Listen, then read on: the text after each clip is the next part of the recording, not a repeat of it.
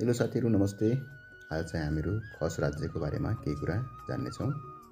यस राज्यको स्थापना सन् 1150 अर्थात् विक्रम सम्वत 1207 मा चाहिँ स्थापना भएको हो। यस राज्यका संस्थापक नागराज हुन्। ग्रीष्मकालीन राजधानी जुम्लाको सिन्जा, शीतकालीन राजधानी दैलखको डुल्लुमा रहेको थियो। यस राज्यलाई खस देश र राजालाई खस धिराज भनिन्थ्यो।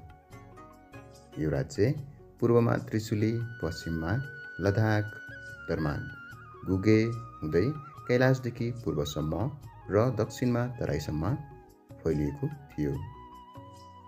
खस राजा जितारी नाम पछाडि मल्ल लेखी क्षेत्रीय वर्णको लहरमा समावेश। जितारी मल्लले काठमाडौँमा अनन्त मल्लको पालामा विक्रम सम्वत 1344, 1345 र 1346 मा गरी 3 पटक आक्रमण गरे। नेपाली भाषाको उत्पत्ति 12औं शताब्दीतिर जुम्लाको सिन्जाबाट भएको। नेपाली भाषालाई खसकुरा भनिन्थ्यो।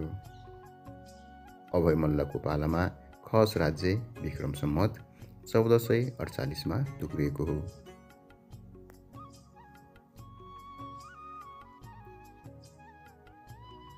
नागराज वंशको अन्तिम राजा प्रताप मल्ल भए पनि खस राज्यको अन्तिम राजा अभय मल्ल हुन्।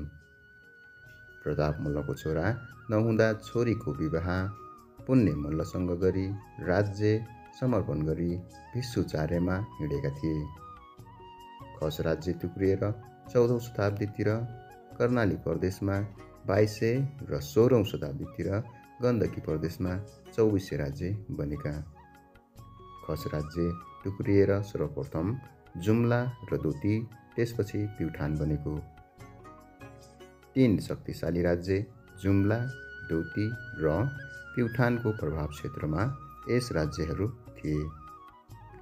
2200 मा शक्तिशाली जुम्ला र 2400 मा पाल्पा थियो।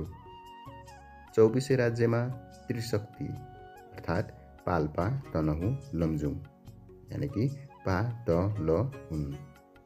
जुम्लाको चन्दननाथ र भैरवनाथको मन्दिर बलि राजाले निर्माण गरेका थिए।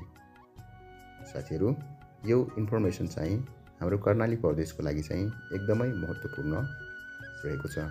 त्यसकारणले एकपटक अवश्य पनि हेर्नुहोला है त। Thank you.